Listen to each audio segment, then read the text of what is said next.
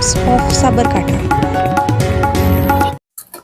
ખેડમાની સરકારી પુસ્તકાલયના મુખ્ય સાહેબ પુસ્તકાલયના જ વર્ગ 4ના કર્મચારી પાસે સાહેબ પોતાની પ્રાઇવેટ ગાડી ચકાચક કરાવી રહ્યા છે। સાહેબની ગાડી ચકાચક કરવા માટે કર્મચારી સરકારી, જગ્યા સરકારી, પાણી સરકારી, પણ ગાડી પ્રાઇવેટ છે, તો શું આ યોગ્ય છે?